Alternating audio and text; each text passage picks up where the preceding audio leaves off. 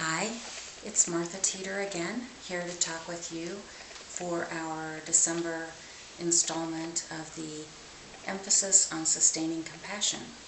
This month we are going to be talking about self-assessment and how you can tell whether or not you have some concerns around the area of compassion fatigue or secondary traumatization or burnout.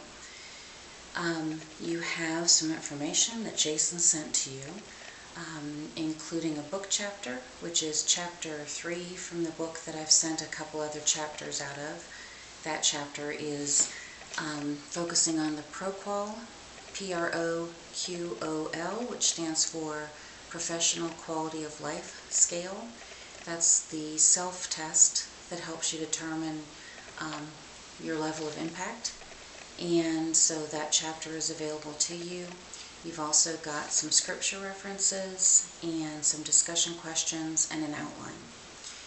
So I'm just going to highlight a couple of things to pay attention to this month. One is that we are talking about self-assessment and how you can determine your level of compassion satisfaction, burnout, and secondary traumatic stress. Compassion satisfaction is really the good stuff, the positive impact of your ministry and your work, and the richness of that work, and looks at the rewards that you get out of doing what you're doing. Burnout, a lot of us have an intuitive sense of what that is. Often it's related to administrative issues, feeling a lack of control over your work environment, feeling maybe not very respected or like you're not a part of a larger process and that kind of thing. And then secondary traumatic stress, that is the impact of working with people who have had really stressful life circumstances or trauma or deep suffering. So the instrument is the ProQOL. There is a really good, very comprehensive website that is ProQOL.org. That's ProQOL.org. There's a really thorough manual related to the instrument and a lot of information about scoring, if that would be helpful to you. You can also download a clean copy of the ProQOL from that website, or there is one in the information that you've got.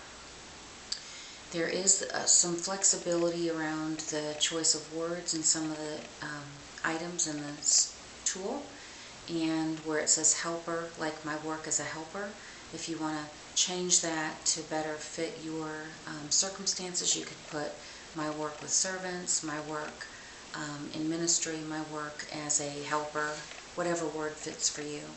And then when it says something about the people I help, you can change that to the people I minister to, the people I serve, whatever choice of words fits for you. On the scoring, when you are transferring your answers to the scoring sheet, just pay attention to that because they don't go exactly in chronological order.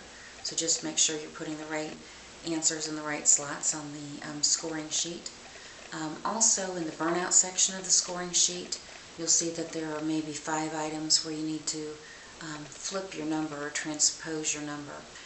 There's a real simple explanation for that in the burnout section. So just pay attention to those couple of things. Let's see what else I want to tell you at this point. Also, you can take this at other points in your ministry, and your scores could be very different. When you were in a different location or with a different team or had different responsibilities. So you can take this as often as you like, and your scores may be very similar or maybe somewhat different.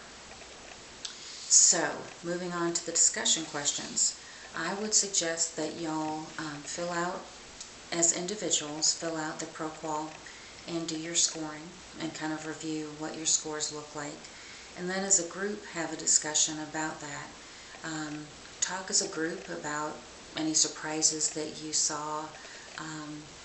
How do you see yourself compared to how the others on your team see you? Do they have any valuable feedback for you that would be helpful for you to incorporate into your thinking about this?